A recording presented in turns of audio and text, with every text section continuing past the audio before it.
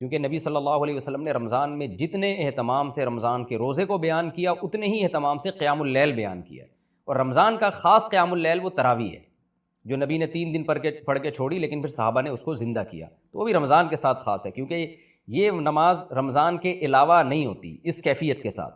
تو یہ کیفیت کے ساتھ جو خاص نماز ہو رہی ہے جس کو محدثین نے نام بھی الگ دیا، تو یہ رمضان ہی کی خاصیت ہے. یہی وجہ ہے کہ رمضان عید کا چاند نظر آتے ہی تراویح ختم ہو جاتی ہے، جہاں تھی وہیں اسٹاپ کرنی پڑتی ہے آپ کو.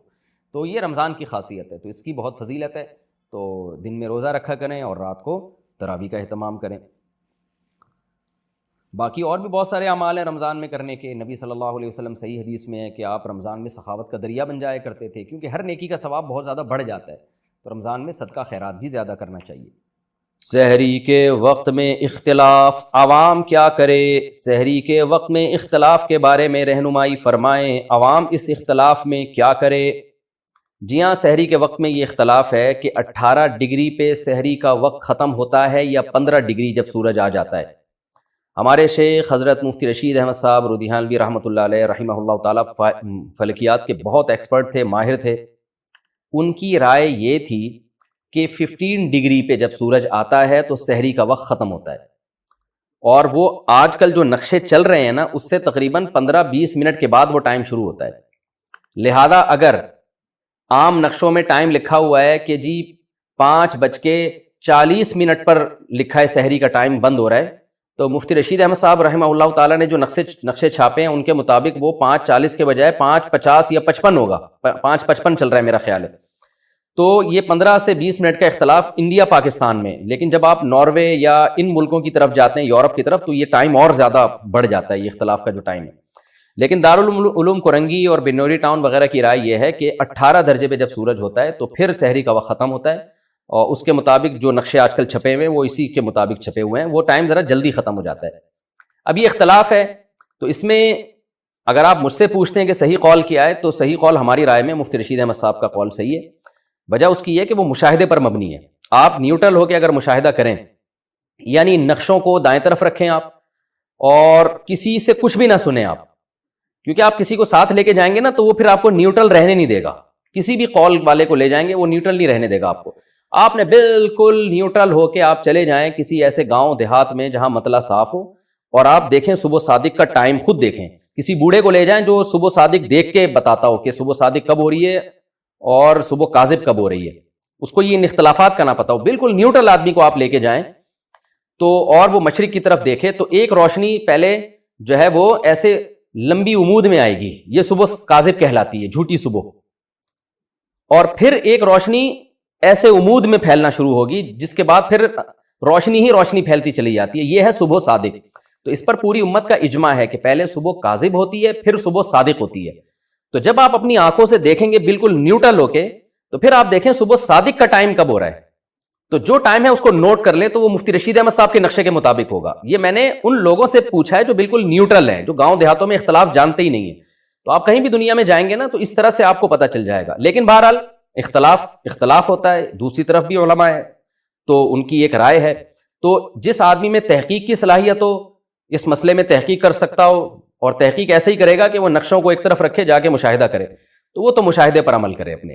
اور جس میں تحقیق کی صلاحیت نہیں ہے تو ایک عامی آدمی پھر یہی کرتا ہے کہ بھائی جس طرف جمہور علماء ہیں ان کی رائے پر عمل کر لے، اور احتیاط والی رائے پر. احتیاط والی رائے یہ ہے کہ آپ سحری تو کر لیں دارالعلوم کرنگی کے نقشے کے مطابق، سحری یعنی جلدی روزہ بند کر لیں آپ، اور فجر کی نماز آپ مفتی رشید احمد صاحب رحمۃ اللہ علیہ کا جو نقشہ ہے اس کے مطابق پڑھیں، یعنی 15 منٹ لیٹ پڑھیں آپ. تو اس میں آپ کی فجر کی نماز بھی بالاتفاق صحیح ہو جائے گی سب علماء کے نزدیک، اور روزہ بھی آپ کا سب علماء کے نزدیک ٹھیک ہو جائے گا. تو یہ احتیاط والی رائے پر عوام عمل کرے. عوام کو ہم یہی مشورہ دیتے ہیں. باقی میرا اپنا معمول اور جو مفتی رشید احمد صاحب کا معمول تھا، اور جامعۃ الرشید کے بہت سے جو ماہر فلکیات ہیں ان کا معمول یہی ہے کہ وہ رمضان کا روزہ بھی مفتی رشید احمد صاحب رحمۃ اللہ علیہ کے نقشے کے مطابق رکھتے ہیں، کیونکہ اس رائے پر ان کو 100% اطمینان ہے. لیکن بہرحال اختلافی مسئلوں میں انسان اپنی رائے مسلط نہیں کر سکتا، اور خاص طور پر عوام میں. تو میرا یہ معمول گھر کے اندر تو ہے، لیکن میں پبلک پلیسز میں مفتی رشید احمد صاحب کی رائے پر عمل نہیں کرتا. پبلک پلیسز میں کہیں بیٹھے ہوں یا کہیں رشتہ دار آئے ہوں، مہمان ہوں، تو پھر جس ٹائم پہ سب سحری بند کر رہے ہیں ہم بھی اسی ٹائم پہ بند کرتے ہیں، تاکہ خام خامے کوئی جھگڑا نہ ہو، کوئی لوگوں کو اشکالات نہ ہو. ایسا نہ ہو کہ میں دیر تک کھا رہا ہوں تو لوگ پوچھیں مفتی صاحب سحری کا وقت ختم ہو گیا، ابھی آپ 15 منٹ بعد کس خوشی میں کھا رہے ہو، ان کو کون سمجھائے گا؟ تو ایک لوگوں میں ایک کنفیوژن پیدا ہوتی ہے، اختلاف پیدا ہوتا ہے، جھگڑے پیدا ہوتے ہیں. ایسا کام نہیں کرنا چاہیے جس سے لوگوں میں ایک اختلاف پیدا ہو. تو اس وقت ہم اپنی رائے چھوڑ دیتے ہیں، ہم کہتے ہیں کوئی بات نہیں، کوئی دیر تک کھانا فرض تو ہے نہیں. تو میں اعتکاف میں بھی کبھی بیٹھا ہوں، تو جس ٹائم پہ سارے اعتکاف والے جو دارالعلوم کرنگی کی رائے پر عمل کر رہے ہوتے ہیں تو ہم بھی اسی رائے پر عمل کرتے ہیں.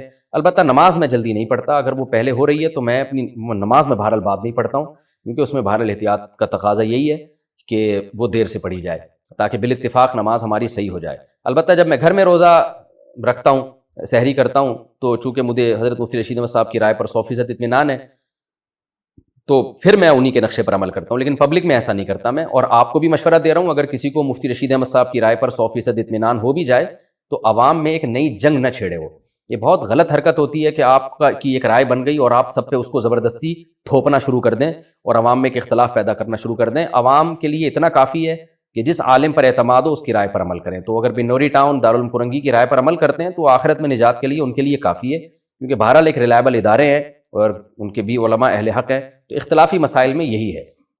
اور بھی دیکھیں نا، امام شافعی کا کسی مسئلے میں اختلاف، امام حنیفہ ایک طرف، امام شافعی ایک طرف، تو جو ان اختلافی مسائل میں کرتے ہیں یہاں بھی وہی کر لینا چاہیے کہ آپ کو جس رائے پر اعتماد ہو عمل کریں، دوسرے پر نکیر نہ کریں، آپ اس کو برا بلا نہ کہیں.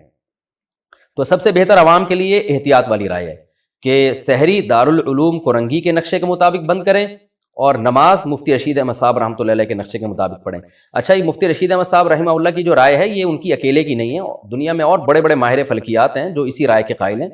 اور موبائل میں اپلیکیشن میں بھی ایسا ہے کہ آپ جب نارتھ امریکہ کے ادارے کی جو تحقیق ہے صوبہ صادق کی، وہ جب اپنے موبائل میں ڈاؤن لوڈ کریں گے تو وہ مفتی رشید احمد صاحب رحمۃ اللہ علیہ کی رائے والی رائے ہی کو وہاں کے سائنٹسٹ فالو کرتے ہیں. کراچی یونیورسٹی میں بھی بہت سے ایسے سائنٹسٹ ہیں جو فلکیات کے ماہر ہیں، وہ بھی مفتی رشید احمد صاحب رحمۃ اللہ علیہ کی رائے کو اس بارے میں صحیح قرار دیتے ہیں. بہرحال اختلاف ہے تو احتیاط پر عمل کریں، زیادہ بہتر ہے.